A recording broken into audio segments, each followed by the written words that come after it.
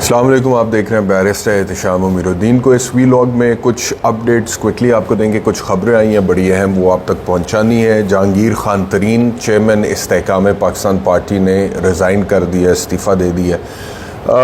ये जो इलेक्शन हुआ है इसमें बहुत सारे बुर्ज उल्टे हैं, आप जानते हैं। बहुत सारे नाम, ख्वाजा साद रफ़ीक, राना सनाउल्ला, आबिद शेर अली, खुरम दस्तगीर ख़ान, शेख रोहील असगर और भी बहुत सारे ऐसे लोग जो कि बड़े अरसे से पार्लियामेंट का हिस्सा थे, वो इलेक्शन हार गए हैं और वो पार्लियामेंट से बाहर हो गए हैं। तो ये तो अपनी जगह पर हुआ है, लेकिन ये जो एक इमरान खान के हक़ में वेव चली है और उसके नतीजे में जो नताइज आए हैं, वो कि उन नताइज से इख्तलाफ है PTI को अभी तक, क्योंकि वो कहते हैं बहुत सारी सीटों पर हमारे साथ धांधली हुई, लेकिन उसके बावजूद जो भी नतीजा आया है, जो वेव चली है, उसका एक अदरवाइज़ इम्पैक्ट भी है और वो भी आपको नज़र आ रहा है। मिसाल के तौर पे जहांगीर खान तरीन साहब मुकम्मल तौर पर सियासत से मुस्ताफ़ी हो गए हैं। उन्होंने एक ट्वीट किया और उन्होंने इस्तेहकाम पाकिस्तान पार्टी जो अभी थोड़ी देर पहले बनाई थी और बड़े जोश और जज्बे से बनाई थी और तब बड़े बुलंदोबाम दावे किए थे और बड़ा कोई मंशूर सामने ला के रखा था, तो 2 हलकों से हारने के बाद अब वो दिल बर्दाश्ता होकर उन्होंने सियासत छोड़ने का ऐलान कर दिया। अब उनके ज़हन में क्या चल रहा है, वो क्या उनके ज़हन में चल रहा है, इसमें 2 चीज़ें हो सकती हैं।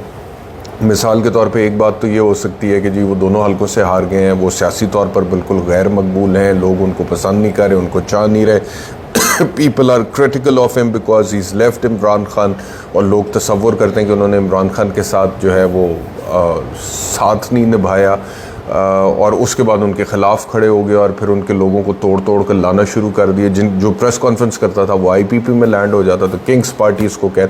वैसे अल्लाह की शान है कि अभी थोड़ी देर पहले, 2-4 महीने पहले जब ये पार्टी लॉन्च हुई थी तो इसको किंग्स पार्टी कहा जा रहा था, किंग्स पार्टी, कि जी ये जहांगीर खान तरीन की पार्टी, किंग्स पार्टी। और आज वही जहांगीर खान तरीन 2 हलकों से इलेक्शंस हारने के बाद सियासत से मुस्ताफ़ी होने का ऐलान कर चुके हुए हैं और उन्होंने कहा है कि मैं आज के बाद सियासत नहीं करूँगा, मुकम्मल तौर पर इससे मुस्ताफ़ी हो रहा हूँ।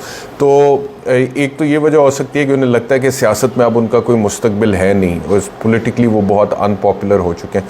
दूसरा वजह ये हो सकती है कि उन्हें कुछ गुस्सा भी हो। मिसाल के तौर पे जो इलेक्शंस में नताइज में डिले होने के बाद बकौल PTI जो धांधली हुई है, उस धांधली के नतीजे में ख्वाजा आसिफ टाइप लोग तो जिता दिए गए हैं, वो जीते हैं बकौल PTI के। तो जहांगीर तरीन साहब को ये दुख होगा कि अगर ख्वाजा आसिफ को भी जिता दिया और फलाने को भी और टमकाने को भी, तो मेरी 2 हल्के मुझे हराने थे। तरीन साहब का मसला ये रहा है, वैसे पहले भी ये कहते हैं कि जी बैलेंसिंग एक्ट के तौर पे इन्हें लाइफ टाइम डिस्क्वालिफिकेशन हुई थी इनकी, जब नवाज शरीफ साहब की लाइफ टाइम डिस्क्वालिफिकेशन हुई थी। तो बैलेंसिंग एक्ट अभी भी लगता है कि कोई बैलेंसिंग एक्ट उन्हें लग रहा होगा मेरे साथ हुआ है और बाकियों को जिता दिया गया है। मुझे जिता भी सकते थे तो मुझे नहीं जिताया गया, तो इस चीज़ का गुस्सा भी हो सकता है, इस चीज़ का गिला भी हो सकता है। बहरहाल वो लिखते हैं, I would like to thank everyone who supported me in this election and want to offer my congratulations to my opponents. I have immense respect for the will of the people of Pakistan. Therefore, I have decided to resign from my position as chairman IPP and step away from politics altogether. वो कह रहे हैं कि मैं सबका शुक्रिया अदा करता हूँ जिन्होंने इलेक्शन में मुझे सपोर्ट किया और मेरे मुखालिफिन जो जीते हैं उनको मुबारकबाद देता हूँ। मैं बहुत एहतराम करता हूँ पाकिस्तान के अवाम की राय का, लिहाजा मैं चेयरमैन IPP के तौर पे मुस्ताफ़ी हो रहा हूँ और पॉलिटिक्स से ही किनारा कशी इख्तियार कर रहा हूँ। मैं my gratitude to all the members of the IPP, I wish them the absolute best. तो ये जहांगीर तरीन साहब की एक ख़बर है जी। दूसरी तरफ ख़बर है अमीर जमात इस्लामी सिराजुल हक साहब की, क्योंकि सिराज साहब भी अपनी सीट से इलेक्शन हार गए और वो जीत नहीं सके। हाफिज़ नईम साहब की तो ख़बर आपको पिछले वीलॉग में बताई है कि जीती हुई सीट उन्होंने वापस कर दी कि जी यहाँ पे PTI का कैंडिडेट जीत रहा था, मुझे खैरात में नहीं चाहिए। लेकिन सिराज साहब क्योंकि हारे हैं तो उन्होंने भी, मैं समझता हूँ कि बड़ी अच्छी रस्म कायम की है और उन्होंने मुस्ताफ़ी होने का ऐलान कर दिया सिराजुल हक ने, इस वजह से मेरे ख्याल में, क्योंकि वो अपनी सीट नहीं निकाल सके हैं। तो मैं कह रहा हूँ ना कि इमरान खान की जो पॉपुलैरिटी की वेव चली है उसको जितना भी कंट्रोल करने की कोशिश की गई है, लेकिन उसके बावजूद उसके जो आफ्टर शॉक्स हैं वो अभी तक आपको नज़र आ रहे हैं। उसका इम्पैक्ट इतना डीप है, इतना गहरा है कि बहुत बड़े बड़े इंसिडेंट्स होते हुए नज़र आ रहे हैं और बहुत बड़े बड़े वाक़यात होते हुए नज़र आ रहे हैं और लोग इस तरह के मतलब कि इवेंट्स की शक्ल में आपको पता लग रहा है कि सियासत छोड़ें। अच्छा, उसके बाद मैं आपसे अर्ज़ करूं कि एक और अहम ख़बर, बहुत अहम ख़बर, पीर पगाड़ा सिंध से जो ये वेव चली है ना सीट छोड़ने की, ये मैं समझता हूँ कि कोई पता नहीं कि ये ज़्यादा चल जाए और उससे पाकिस्तान तहरीक इंसाफ को बड़ी सपोर्ट मिले, क्योंकि कुछ MPAs MNAs के हवाले से ख़बर आई कि वो भी अपनी सीट्स छोड़ रहे हैं और उन्होंने कहा है कि हम पाकिस्तान तहरीक इंसाफ के हक़ में कर रहे हैं जी, अपनी सीट्स छोड़ें क्योंकि असल में वही जीते थे, उनका हक़ है। और दूसरी तरफ ये है कि वो हाफिज़ नईम साहब की भी खबर आ गई और अब ये है कि पीर पगाड़ा ने भी ऐलान कर दिया, GDA ग्रैंड डेमोक्रेटिक अलायंस के वो हेड है आप जानते हैं और मुस्लिम लीग फंक्शनल के सरबराह हैं, तो उन्होंने कहा है जी कि एहतजाजन हम अपनी 2 नशिस्तें जो हमारे हिस्से में आई हैं वो भी छोड़ते हैं, क्योंकि उन्होंने कहा है कि इलेक्शन में धांधली हुई है। कराची में GDA के इजलास के बाद मीडिया से उन्होंने गुफ्तगू की है और कहा है कि फ़ैसला हो चुका है कि सिंध पीपल्स पार्टी को देना है, तो ये 2 नशिस्तें भी जरदारी साहब को दे दें।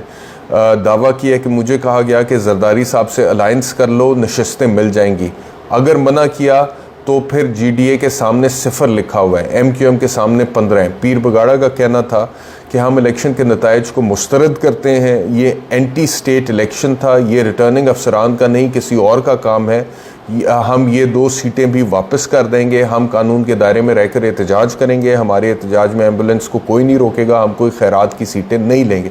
इनका कहना था कि मुझे किसी दोस्त ने मशवरा नहीं दिया, किसी दोस्त ने मशवरा दिया कि GDA ख़त्म कर दो, मैंने कहा वो GDA ख़त्म नहीं कर सकता।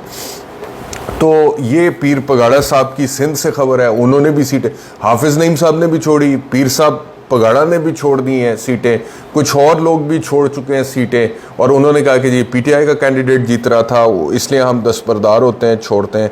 और परवेज़ खटक साहब, जहांगीर तरीन साहब मुस्ताफ़ी हो चुके, अमीर जमात इस्लामी मुस्ताफ़ी हो चुके, और आखिरी खबर इस वीलॉग की कि परवेज़ खटक जो हैं उन्होंने, पहले ख़बर आई थी कि सियासत से उन्होंने भी किनारा कशी इख्तियार कर ली है, लेकिन अभी परवेज़ खटक की खबर आई है कि नहीं, मैं अभी मुकम्मल तौर पर सियासत नहीं छोड़ा, मैं सिर्फ ब्रेक ले रहा हूँ। तो परवेज़ खटक ने भी ब्रेक का ऐलान कर दिया है। परवेज़ खटक के हवाले से भी जो हवा था कि परवेज़ खटक बड़ा इलेक्टेबल हैं और वो पेशावर में वहाँ पे अपना KPK में सीट्स निकालते हैं, वो और उनकी फैमिली की 3, 4, 5 सीटें निकलती हैं हर इलेक्शन में। इस बार वो कोई भी सीट नहीं जीत सके हैं, उनकी पूरी फैमिली में कोई सीट नहीं जीत सका है और बड़े बुरे तरीके से परवेज़ खटक साहब को शिकस्त का सामना हुआ है 2024 के इलेक्शंस में।